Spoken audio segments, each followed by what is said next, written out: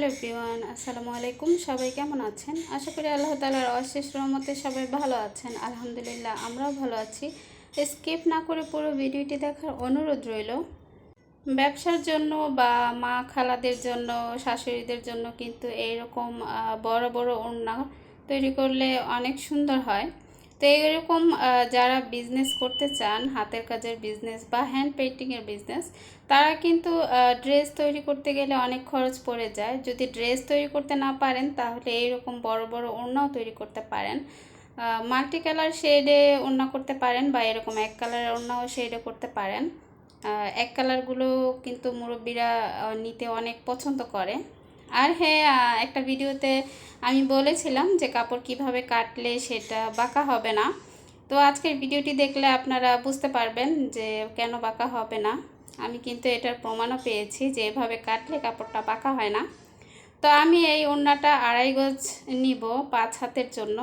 তো বড় ওড়না যেহেতু, তাই 2.5 গজের বেশি নিতে হবে। আমি এখানে 2 গজ মেপে তারপরে 20 ইঞ্চি নিয়েছি, মানে 36 দুইবার মেপেছি, তারপরে 20 ইঞ্চি নিয়েছি। 18তে যেহেতু আধা গজ, তো আরও 2 ইঞ্চি আমি বাড়িয়ে নিয়েছি। যেহেতু এই কাপড়গুলো ওয়াশ করার পর খেপে যায়, আর তাছাড়া সেলাইও করতে হবে, সেইখানেও একটুখানি কাপড় যাবে। তো এই তো কাপড়টা এইভাবে ধরে বাড়ি দিবেন। আমি যেভাবে মাপটা নিয়েছি, এই যে এইভাবে ধরে বাড়ি দিবেন। কখনোই অন্য দিক থেকে মাপবেন না, শুধুমাত্র এক সাইড থেকেই কাপড়গুলো মেপে নেবেন। তো এক সাইড থেকে মেপে এভাবে বাড়ি দিয়ে সমান হবে, হ্যাঁ, অপর সাইড থেকে মাপবেন না, সমান করে তারপরে হয় কাউকে দিয়ে ধরাবেন, বা আমি কিন্তু বেশিরভাগ নিজে একাই কাপড় কাটি। তো আজকে আলিফের বাবা ছিল, তাই তাকে একটু ধরিয়ে দিলাম। তো এইভাবে বাড়ি দিয়ে সমান করে মাটিতে ফেলে সমান করে তারপরে কেটে নেবেন। কেটে নেওয়ার পর এই যে দুই পাশের যে পাড়গুলো না, এগুলো অনেক শক্ত থাকে। মেশিনে সেলাই করতে পারবেন, কিন্তু প্রবলেম হলে এটা ওয়াশ করার পরে একদম কুঁচকে যায়। যে এই পাড় যদি থাকে তাহলে কুঁচকে যাবে, তো সেই জন্য পাড়টা অবশ্যই ছিঁড়ে ফেলে দিতে হবে। আর হ্যাঁ, ওড়নাটা কিন্তু আমি প্রাইডে করছি, দেখতেই পাচ্ছেন প্রাইডের সিল দেওয়া আছে। তো এই প্রাইড কটনগুলো যেহেতু 2.5 হাত বহরে, তাই এই ওড়নাগুলো অনেক বড় হয়। আর এরপর এটার চারিপাশে আমি কাটওয়ার্ক অ্যাপ্লিক দিব। তো চারিপাশে কাটওয়ার্ক অ্যাপ্লিকের জন্য আমি এখানে কালো কাপড় নিয়েছি। আর এইটা যেহেতু কালো কাপড়, সেটা আপনারা নর্মাল বয়েল বা বেক্সি বয়েল যে কোনো কাপড়ই আপনারা দিতে পারবেন, কারণ এই কাপড় কালো রঙে তো আর ওঠার সম্ভাবনা নেই। কিন্তু যদি অন্য কালার ব্যবহার করেন তাহলে অবশ্যই বেক্সি কাপড় বা প্রাইডের কাপড় ব্যবহার করবেন কাটওয়ার্কের জন্য, নয়তো যদি নর্মাল বয়েল দেন তাহলে রং উঠে কাপড়টা নষ্ট হয়ে যেতে পারে। তো বিজনেসের জন্য বা মুরব্বীদের জন্য এরকম ওড়না কিভাবে করবেন শুরু থেকে একদম শেষ পর্যন্ত আমি আজকে দেখাবো, ভিডিওটি কেউ স্কিপ করবেন না। আর এই কাপড়টা আমি চওড়ায় নিয়েছি 1.5 ইঞ্চি করে, আর লম্বায় যতটুকু আসে আর কি, পানায় যতটুকু আসে ততটুকুই আমি কেটে নিয়েছি। লম্বা লম্বা করে এভাবে কেটে নিব। আর 1.5 ইঞ্চি করে নেওয়ার কারণ হচ্ছে এটা 1 ইঞ্চিও নেওয়া যায়, কিন্তু 1 ইঞ্চি করেও আমি অ্যাপ্লিক করে দেখেছি, সেটার অ্যাপ্লিকটা একদম ছোট হয়ে যায়। ওইটা দেখতে খুব একটা সুন্দর লাগে না, আমার মানে ওইটা খুব একটা দেখাও যায় না। তো আমার মনে হয় অ্যাপ্লিকটা যদি একটু বড় হয় তাহলে এটা চোখে লাগবে, দেখতেও সুন্দর লাগবে। আর সাদার উপরে চারিপাশে কালো কাপড় দিয়ে এভাবে করলে কিন্তু ভালোই লাগে। আর এই তো প্রত্যেকটা কাপড় আমি এখন একটা একটা করে জোড়া দিয়ে নিব, যাতে কোনো জায়গা দিয়ে আমার সেলাই করার সময় না আটকায় বা আবার নতুন করে জোড়া না দিতে হয়, সেজন্য আমি একসাথে আগে সবগুলো জোড়া দিয়ে নিচ্ছি। আর এটা কিভাবে, আর এই অ্যাপ্লিকের কাপড়টা আমি কিভাবে বসাবো সেইটাও কিন্তু আমি ভালো করে দেখিয়ে দেব, আর আপনারা অবশ্যই মনোযোগ দিয়ে দেখবেন। আর এই তো একে একে সবগুলো কাপড় আমি এখানে জোড়া দিয়ে নিয়েছি। আর এই যে সাদা কাপড়টা, যেহেতু চারিপাশেই আমি এটা দিব, তাই কোণা থেকে আমি এই কাপড়টা সেলাই করব না। প্রথমে সাদা কাপড়টা একটা ভাঁজ দিয়ে নিয়েছি, এরপরে কালো কাপড়টাও আমি একটা ভাঁজ দিয়ে নিব। ভাঁজ দিয়ে তারপর এই ভাঁজটা ওই ভাঁজের সাথে মিলাবো, তবে মিলাবো না, একটুখানি ফাঁকা রাখবো, সাদা কাপড়টা যাতে একটুখানি দেখা যায় সেইভাবে আমি কাপড়টা জয়েন করব। মানে টপ সিনের মতো করে সেলাইটা পড়বে উপর দিক দিয়ে, আর সাইডে এই সাদা কাপড়টা বেরিয়ে থাকবে। আর উপর থেকে আমি প্রায় 1 ইঞ্চির মতো ফাঁকা রেখেছি, যেহেতু এই কাপড়টা আমি ঘুরিয়ে সেলাই করে আবার ওই পাশ পর্যন্ত আনবো, তো ওইখানে সেট করার জন্য আমার ওই পাশটা একটুখানি ফাঁকা রাখতে হবে। তো যখন আপনারা সেলাই করবেন তখন বুঝতেই পারবেন যে এটা কেন ফাঁকা রাখতে হবে। যখন ঘুরিয়ে নিয়ে যাবেন তখন এটা সুন্দর করে আপনারাই বুঝে নিতে পারবেন যে এটা কিভাবে বসাতে হবে। আমি জাস্ট এটা কিভাবে বসালাম সেটা দেখেই দিলাম। আর এই যে বাড়তি কাপড়টা, এই বাড়তি কাপড়টাই কেটে কেটে হাতে সেলাই করে তারপর কাটওয়ার্ক অ্যাপ্লিক হবে। আর এই কাটওয়ার্ক অ্যাপ্লিকটা কিন্তু যদি চারিপাশে দেওয়া হয় তাহলে কিন্তু ওড়নার ডিজাইনটা একদম গর্জিয়াস হয়ে যায়। যাই হোক, গত ভিডিওতে আমার মেয়ের অসুস্থতার কথা বলেছিলাম, তো সবাই তখন অনেক দোয়া করেছিলেন আমার মেয়ের জন্য। আল্লাহর রহমতে আমার মেয়েটা এখন একটুখানি সুস্থ আছে, তবে এখন কিছুই খেতে চায় না, এটাই এখন বড় প্রবলেম। এছাড়া একটুখানি হালকা ঠান্ডা আছে। তো ইনশাল্লাহ আমার মেয়েটা সুস্থ হয়ে যাবে, আল্লাহ তাআলার কাছে সেই আশাই করি। আর হ্যাঁ, এই ভিডিও মেক করাটা আর ভয়েস দেওয়াটা মনে হয় সবচেয়ে বেশি কঠিন কাজ আমার মনে হয়, মানে যার ঘরে ছোট বাচ্চা আছে। তো এই ভয়েস দিতে আসলে আমার মেয়ের তো চিল্লাচিল্লি টানাটানি আছেই, ওই ঘরে রেখে এসে আমি ভয়েস দেই, কিন্তু কোনো উপায় থাকে না, সে ঠিকই দৌড়াদৌড়ি করে চলে আসে। আর এখনও আমার সামনে এসে ঘোরাঘুরি করছে, তো কখন জানি হাত থেকে টান মারে আল্লাহ জানে। তো আমার মতো ছোট বেবি নিয়ে কারা কারা এত কষ্ট করেন একটু কমেন্ট করে জানাবেন তো। আপনাদের সবার এত এত ভালোবাসা, আসলে কিভাবে আপনাদেরকে এত কৃতজ্ঞ জানাবো জানি না। সবার প্রতি আমার অনেক অনেক দোয়া এবং ভালোবাসা রইল, সবাই যেন আমার মতো আপনাদেরও ইচ্ছেগুলো পূরণ হয়। যাই হোক, এই আমার মেয়ের হয়তো একটু আওয়াজ আপনারা পেতে পারেন। তো এই তো আমি এরপর নীলের ছাপটা নিয়ে নিচ্ছি। নীল কেরোসিনের যে ছাপটা, আর দেখেন প্রথম যে ছাপটা আমি দিয়েছি সেটা একটু ছড়িয়ে গিয়েছে। এর কারণ হচ্ছে আমি কেরোসিনটা গুলিয়ে তারপরে কাপড়ের ভিতরে একটু বেশি কেরোসিন নিয়ে নিয়েছি। কিন্তু অবশ্যই কাপড়টা ভালো করে নিগড়িয়ে নিতে হবে, মানে কেরোসিনটা ভালো করে ঝরিয়ে তারপরে ঘষতে হবে, তাহলেই ছাপটা সুন্দর ক্লিয়ার হবে। যদি কেরোসিন দিয়ে কাপড়টা চিপচিপে হয়ে থাকে তাহলে কিন্তু রঙটা ছড়িয়ে যায়, সেই জিনিসটা অবশ্যই খেয়াল রাখবেন। আর এই ওড়নাটায় আমি কোনো প্রকার বর্ডার লাইন দিব না, এর কারণ হচ্ছে এর চারিপাশে যেহেতু আমি কাটওয়ার্ক দিয়েছি, এটা এমনিতেই গর্জিয়াস হয়ে গিয়েছে, এরপরে আমার মনে হয় না আর বর্ডার লাইনের দরকার আছে। আর এই ছিটা ফুলগুলো আমি পুরো ওড়নায় দিয়ে দিব, 4টা আর 3টা করে অদল বদল করে পুরোটা ওড়না আমি এভাবে ছড়িয়ে দিব।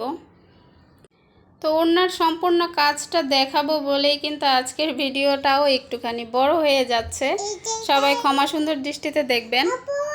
আর এইখানে আমি কালো আর গোলাপি সুতার কাজ দেব। হ্যাঁ, ওইটা দিয়ে কথা বলো। যাই হোক, সবাই ক্ষমা সুন্দর দৃষ্টিতে দেখবেন, আমি এখানে কালো আর গোলাপি সুতার কাজটা দেব। আর এই সুতাটা কিভাবে কাটতে হবে সেটাও একটুখানি দেখে নিন। এই জোড়াটা খুলে, গিটটা খুলে তারপরে এটা বসিয়ে এখানে কাট করে নিতে হবে, নয়তো যদি আপনার অন্য দিক থেকে কাটতেন তাহলে ওই সুতাটা ছোট হয়ে যেত। আর 2টা সুতাই আমি কেটে নিলাম। যেহেতু এটা মুরব্বিদের ওড়না তাই আমি সুতাগুলো একটু ওইভাবেই দেওয়ার চেষ্টা করেছি। এখানে যদি আমি কালোর সাথে লাল সুতা দিতাম বা রানী গোলাপি দিতাম তাহলে কিন্তু ভালো লাগতো না। কালোর সাথে আমার মনে হলো হালকা গোলাপিটাই একটু মানানসই, গোলাপি বা মিষ্টি কালার, মানে হালকা টাইপের যে কালারগুলো, সেই কালারগুলো যদি কালোটার সাথে ব্যবহার করা হয় তাহলে দেখতেও ভালো লাগবে এবং মুরব্বিদের জন্য একদম মানানসই। তো অনেক মানুষই কিন্তু এরকম বড় বড় ওড়না অনেক পছন্দ করে। আরেকটা কথা হলো, প্রাইড ছাড়াও আপনারা যারা প্রাইড কাপড় পান না তারা কিন্তু চাইলে মার্কেট থেকে অর্গেন্ডি কাপড়গুলো আনতে পারেন। অর্গেন্ডি বয়েলগুলো কিন্তু 2.5 হাত বহরে হয়। যাই হোক, মেয়েকে পাশা ফ্ল্যাটের ভাবির কাছে রেখে এসেছি। যেটা বলছিলাম আর কি, এখানে 2.5 হাত বহরের যে অর্গেন্ডি বয়েলগুলো সেগুলো দিয়েও কিন্তু আপনারা ওড়না তৈরি করতে পারবেন। তবে সেক্ষেত্রে আমার মনে হয় খরচটা একটু বেশি পড়ে যাবে, প্রাইডের চাইতে ওই কাপড়ের দামটা একটু বেশি। তবে ওইটা আর এটার মধ্যে কোনো ডিফারেন্স নাই, ওইটা আর এইটা প্রায় একই কোয়ালিটির কাপড়। এগুলোতেও কালার গ্যারান্টি থাকে, ওগুলোতেও কালার গ্যারান্টি থাকে। আর একদম 100% কটন, যেটাকে 100% সুতি বলে। আর খুবই আরামদায়ক এই কাপড়গুলো। আর এইটাতে আমি ডাল সেলাই দিচ্ছি, এই ডিজাইনটা এর আগেও আমি টিউটোরিয়াল দেখিয়েছিলাম, যদিও সেই ডিজাইনটার সেলাই আর এটার সেলাই এক না, একটু ডিফারেন্স আছে, কিছু কিছু ডিফারেন্স রেখেছি আমি। যেমন রাউন্ডটায় আমি দেখলেনই তো ডাল সেলাই দিয়েছি, আর এরপরে আমি গম সেলাই দিচ্ছি। আর গমটা সবসময় ডাবল দিলে বেশি ভালো লাগে আমার মনে হয়, এটা দেখতে সুন্দর লাগে। আর সিঙ্গেলভাবে গম দিলে ওই গমটা খুব একটা বোঝা যায় না, যেহেতু আমি এখানে 2 তার সুতা ব্যবহার করেছি।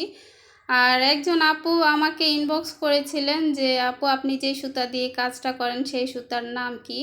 তো এইগুলো আমাদের এখানে সুতি লাচ্ছি সুতা বলে, আর এগুলো কিন্তু অনেক জায়গায় সুন্দরী সুতাও বলে। তবে সুন্দরী সুতা আর এই সুতাটা কিন্তু একই জিনিস, তো এটাকে গুলিয়ে ফেলবেন না। তবে এই সুতাটা এক এক জায়গায় এক এক নামে চিনে, এই এতটুকুই পার্থক্য, আর কিছুই না, সুতা কিন্তু একই। আর হ্যাঁ, এটাও কিন্তু গ্লেজ দেয়, যে আপনারা অনেকে বলে না যে সুন্দরী গ্লেজি সুতা, হ্যাঁ আমাদের এই লাচ্ছি সুতাটাও গ্লেজ দেয়। তো যেহেতু এইটা একই কোয়ালিটির সুতা, তবে আমাদের এখানে বড় লাচ্ছি পাওয়া যায় না, এইটাই হচ্ছে প্রবলেম।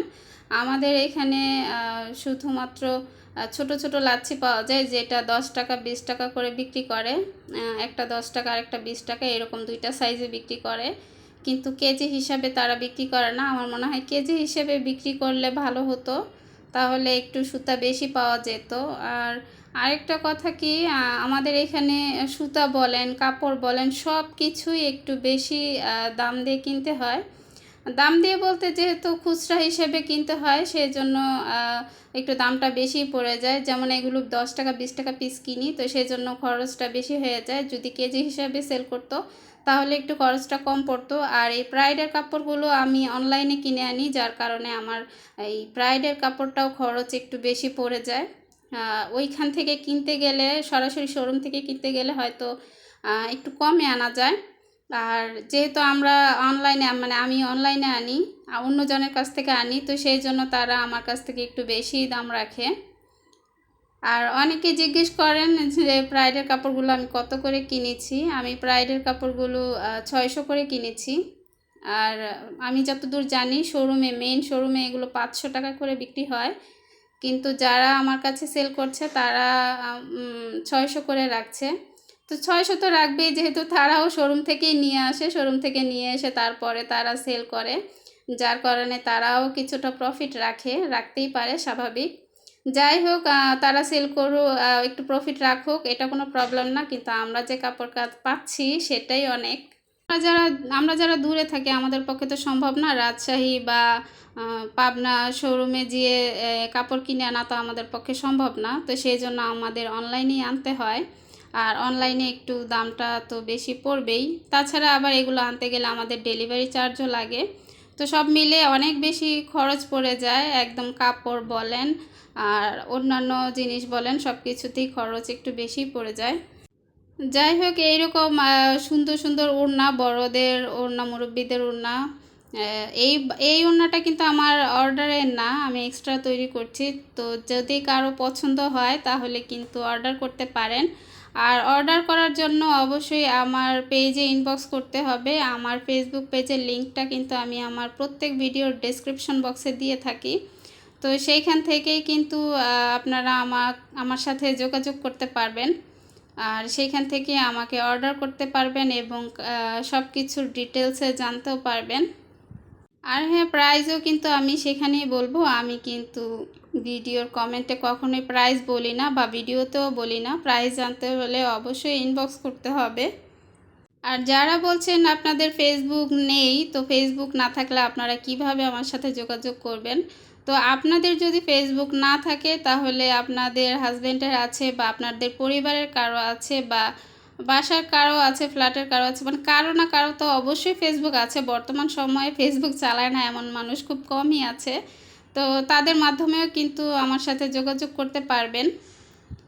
তো যাই হোক, কথা বলতে বলতে আমি আমার কাজটুকু শেষ করে নিয়েছি। আর সেলাইটা বা ফুলটা কেমন হয়েছে অবশ্যই বলবেন।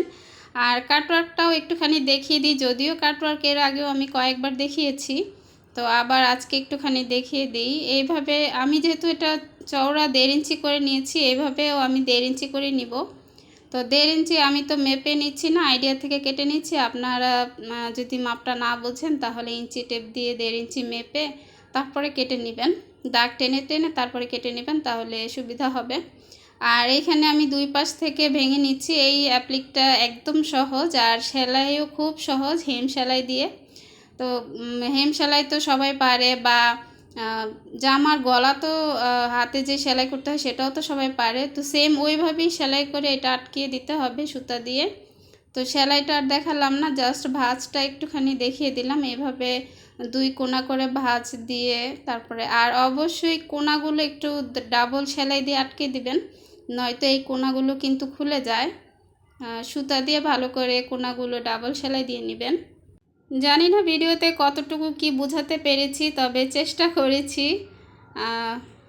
তো কোনো বিষয় যদি বুঝতে না পারেন বা কোনো বিষয় যদি জানতে চান অবশ্যই কমেন্ট করে জানাবেন। তো আল্লাহ হাফেজ, আসসালামু আলাইকুম।